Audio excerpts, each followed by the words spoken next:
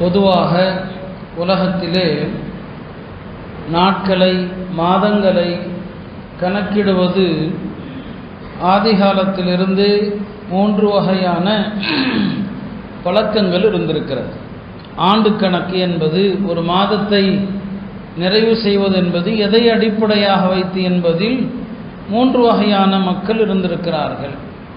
பெரும்பாலான மக்கள் சந்திரனை அடிப்படையாக கொண்டு, சந்திரனுடைய சுழற்சி அடிப்படையாக கொண்டு மாதத்தை கணக்கிட்டு வந்துள்ளனர். அதுதான் இஸ்லாத்திற்கு முன் இருந்த அரபுகளிடத்திலும் இருந்தது.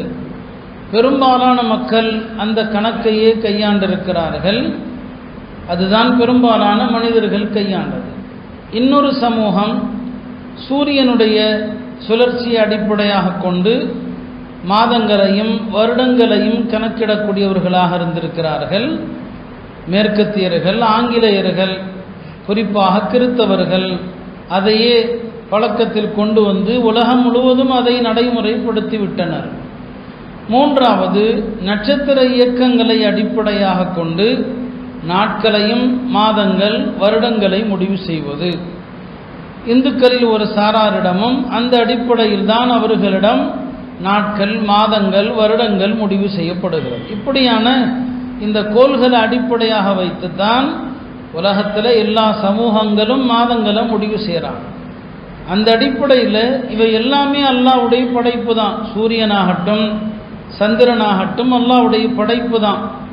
இதில் மத ரீதியாக பார்க்க வேண்டிய அவசியம் இல்லை தான். ஒரு ஆங்கில புத்தாண்டை அடிப்படையாக வைத்தும் வருடங்களை கணக்கிடுவது ஒரு பாவம் அல்ல, ஒரு குற்றம் அல்ல. அதையும் நாம் ஒரு படிப்பினையாக எடுக்க வேண்டிய அவசியம் இருக்கத்தான் செய்கிறது. ஆனால் அதே நேரத்தில் நாம் ஆங்கில புத்தாண்டை தவிர்க்குமாறு சொல்வதற்கான காரணங்கள் வேறு. ஒன்று, இந்த புத்தாண்டு கொண்டாட்டங்கள் என்பது மார்க்கத்தில் இல்லை. நாம் ஹிஜ்ரி புத்தாண்டை கூட அதை ஒட்டி நடந்த வரலாறை நினைவு கூறுவதற்காக, ஒரு படிப்பினைக்காக நாம் சொல்கிறோம். ஹிஜ்ரி புத்தாண்டை ஒட்டி நம்ம பேசுகிறோம்.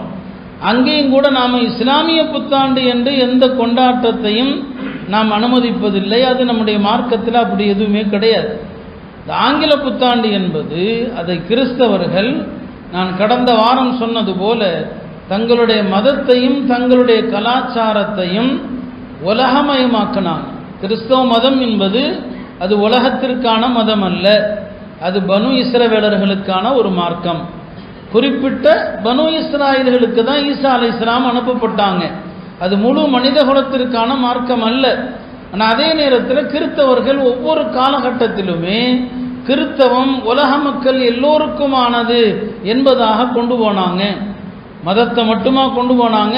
அவருடைய எல்லா கலாச்சாரத்தையும் உலகமயமாக்கிட்டாங்க. அதனுடைய வெளிப்பாடு தான் நாம் பார்க்குறோம். இந்த ஆங்கில புத்தாண்டை இந்துக்களும் கொண்டாடுறாங்க, புத்தர்களும் கொண்டாடுறாங்க. உலகத்தில் உள்ள எல்லா சமயத்தவருக்கும் அதை ஒரு பொதுவான ஒரு ஆண்டாக ஆக்கிட்டாங்க. அதனால் நாம் அது கிறிஸ்தவ கலாச்சாரத்தினுடைய ஒரு பங்கு தான் ஆங்கில புத்தாண்டு. எனவே நாம் அதை தவிர்க்கிறோம். 2வது, இந்த புத்தாண்டு கொண்டாட்டங்கள் எல்லாமே நம்முடைய மார்க்க ரீதியான பார்வையில் எல்லாமே ஹராமு தான். புத்தாண்டை ஒட்டி நடக்கக்கூடிய வேடிக்கைகள், அது ஆபாசங்கள், மது அருந்துதல் எல்லாமே மார்க்கத்திற்கு விரோதமானது.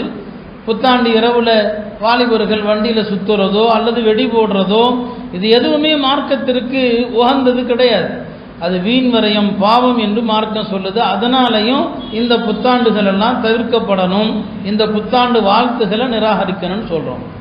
இந்த 12 மாதங்கள் ஆங்கில மாதங்கள் இருக்கிறது. நீங்கள் அரபி மாதங்களை பார்த்தீங்கன்னா அந்த மாதங்களுக்கு அழகான பொருள் ஒவ்வொன்றுக்கும். முஹர்ரம், சஃபர் எல்லாவற்றுக்கும் ஒரு பொருள் இருக்கும். இந்த ஆங்கில மாதங்கள் இருக்கிறது, இது கிறித்தவர்கள் அதை கிரேக்கர்கள்ட்ட இருந்து எடுத்தாங்க. இந்த ஜனவரியிலிருந்து டிசம்பர் வரை ஒவ்வொரு மாதமுமே அவர்கள் வழிபட்டு வந்த கடவுளர்களுடைய பெயர்கள். இதெல்லாம் கடவுள்களுடைய பெயர்கள் தான். அந்த கடவுளுடைய பெயரை தான் ஒவ்வொரு மாதத்துக்கும் வச்சுருந்தாங்க. அங்கிருந்து கிறிஸ்தவர்கள் எடுத்து அதை மாத பெயராக ஆக்கிட்டாங்க. எனவே அப்படி பார்த்தாலும் இந்த பெயர்கள் எல்லாம் ஷிர்க்குடைய பொருளை தாங்கி இருக்குது, இணை வைப்பு பொருளை தாங்கி இருக்குது, பல தெய்வ கோட்பாட்டை தாங்கி இருக்குது. அப்படி பார்த்தாலுமே கூட நாம் அதை புறக்கணிக்க வேண்டியவர்களாக இருக்கிறோம். எனவே ஒரு வருடம் என்ற அடிப்படையில் பார்த்தோன்னு சொன்னால் எந்த கணக்குமே தவறொன்றும் கிடையாது. ஆனாலும் இந்த ஆங்கிலேய புத்தாண்டுக்கு பின்னால் இருக்கிற இவ்வளவு சூழ்ச்சிகளை நாம் விளங்கணும்னு சொன்னால் முஸ்லிம்கள் யாரும் அதை கொண்டாடவோ அதை ஒரு மகிழ்ச்சியான நாளாகவோ எடுத்துக்கொள்ளவே மாட்டாங்க.